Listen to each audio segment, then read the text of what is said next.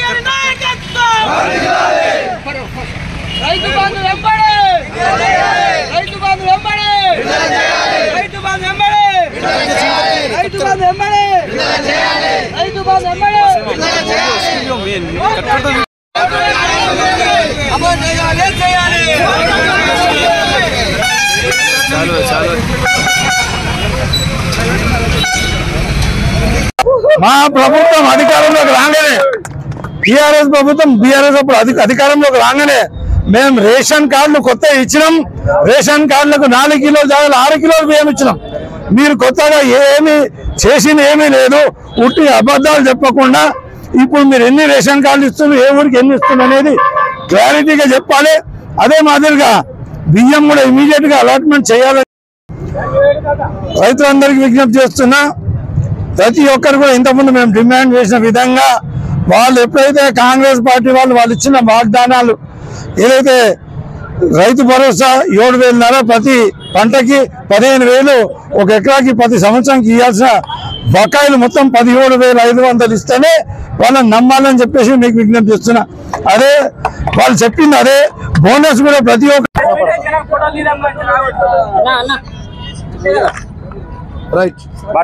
సరేనా.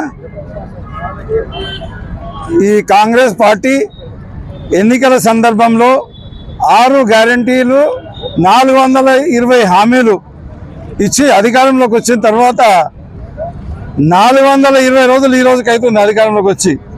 ఈ 420 రోజుల్లో కూడా 420 హామీలలో ఒక హామీ కూడా పూర్తి చేయలేదు. మరి వారికి జ్ఞానోదయం కలిగించాలని చెప్పేసి మహాత్మా గాంధీ గారి వర్ధంతి సందర్భంగా మహాత్మా గాంధీ గారికి వినతి పత్రం అందజేయడం జరుగుతుంది. వీళ్ళు పచ్చి అబద్ధాలు చెప్పుకుంటూ ప్రజలని మభ్యపెడుతూ అప్పుడు అధికారంలోకి వచ్చారు. ఇప్పుడు కూడా అదే మాదిరిగా అబద్ధాలు చెప్పుకుంటూ ముందుకు సాగుతున్నారు. ఎన్ని వాగ్దానాలు ఎన్నిసార్లు చెప్పిందంటే ముఖ్యంగా ఒక 4-5 ఐటమ్స్. ఇప్పుడు మొన్ననే సంక్రాంతికి ఇందిరమ్మ ఇండ్లు ఇస్తాము, సంక్రాంతికి రైతు భరోసా ఇస్తాము, సంక్రాంతికి ఇందిరమ్మ ఆత్మీయ భరోసా ఇస్తాము. అటు రేవంత్ రెడ్డి గారు కానీ, ఇక్కడ సురేష్ శెట్కర్ గారు కానీ, లేకపోతే సంజయ్ రెడ్డి గారు ఎమ్మెల్యే గారు కానీ, మీకు దమ్ముంటే మీరు నిజాయితీగా ఉంటే మేము ఏ రకంగా అయితే ఆన్లైన్లో అన్ని పేర్లు పెట్టినామో మీరు ఆన్లైన్లో శాంక్షన్ లిస్ట్ పెట్టాలని చెప్పేసి వాళ్ళని విజ్ఞప్తి చేస్తున్నా. ప్రజలకు మోసం చేయకండి, భ్రమలు పెట్టకండి. ఏ ఊరికి ఎన్ని మంజూరు ఇచ్చిందో చెప్పండి. మీరు ఇంతకుముందు ఏవైతే 26 ప్రారంభించిండ్రో అక్కడ కూడా పచ్చి అబద్ధాలు చెప్పారు. రాపార్తికి వెళ్ళి అక్కడ లిస్ట్లో ఉన్నాయని శాంక్షన్ అయినాయని చెప్పారు. అదే మాదిరిగా జూకల్కి వెళ్తే అక్కడ శాంక్షన్ అయ్యని చెప్పారు. ఇరక్పల్లికి వెళ్తే అక్కడ శాంక్షన్ అయినాయని చెప్పారు. గన్పూర్కి వెళ్తే అక్కడ శాంక్షన్ అయినాయని చెప్పారు.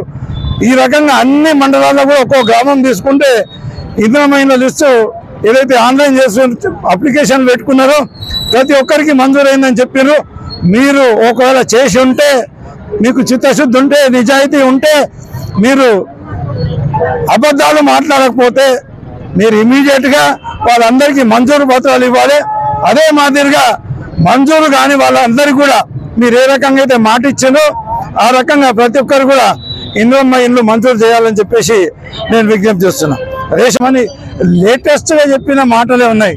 దాని తర్వాత సంక్రాంతి ఎగగొట్టేసి తర్వాత అంతకుముందేమో దసరా అన్నారు, తర్వాత సంక్రాంతి తర్వాత 26 జనవరి నాడు ఇస్తామని చెప్పేసి మాట్లాడారు. ఒక సందర్భంలో ఏమో నవంబర్ 9వ తారీఖు నాడు సోనియమ్మ జయంతి ఉంది, ఆ రోజు ఇస్తామని చెప్పి కూడా మాట్లాడారు.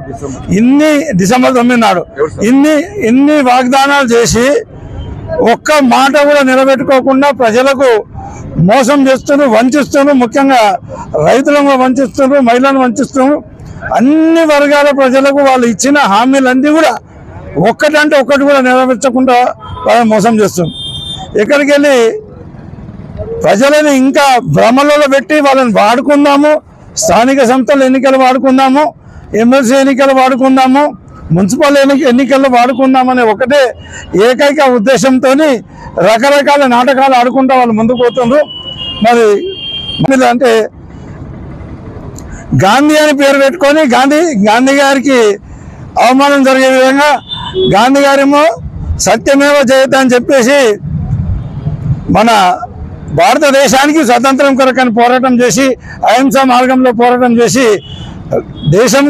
దేశానికి స్వతంత్రం సాధించుకుంటే ఈ దుర్మార్గులు గాంధీ అని పేర్లు పెట్టుకొని తెలంగాణ రాష్ట్రంలోకి వచ్చేసి సోనియా గాంధీ ఒక డిక్లరేషన్ చేస్తుంది, రాహుల్ గాంధీ ఒక డిక్లరేషన్, ప్రియాంక గాంధీ ఒక డిక్లరేషన్ చేస్తారు. ఇవన్నీ డిక్లరేషన్లు అన్నీ కూడా పచ్చి బూటకం, ఒక్కటి కూడా ఇప్పటి వరకు నెరవేర్చలేరు. కాబట్టి ప్రజలు ఖచ్చితంగా వీళ్ళకు బుద్ధి చెప్పే ఆలోచనలు ఉన్నారు. ఈ రోజు కూడా వీళ్ళు మొన్న 26 నాడు ప్రారంభించినంటే అది కూడా ఒక నాటకమే. కేవలం మండలానికి ఒక గ్రామం అని చెప్పేసి ఈ స్కీమ్లన్నీ కూడా స్టార్ట్ చేసినట్టు చేసిండ్రు. ఈ స్కీములు స్టార్ట్ చేసిన తర్వాత వాళ్ళకి తెలిసి ఎట్లా ఉన్నా ఎన్నికల కోడ్లు వస్తాయి, ఎమ్మెల్సీ ఎన్నికలు ఉన్నాయి, ఆ తర్వాత స్థానిక సంస్థల ఎన్నికలు ఉన్నాయి. కాబట్టి ఇట్లా స్టార్ట్ చేసి మేము ఇస్తున్నామని చెప్పేసి ప్రజలను భ్రమలు పెట్టి మళ్ళీ ఓట్లు తీసుకొని అధికారులకు వద్దామని ప్రయత్నం చేస్తున్నారు.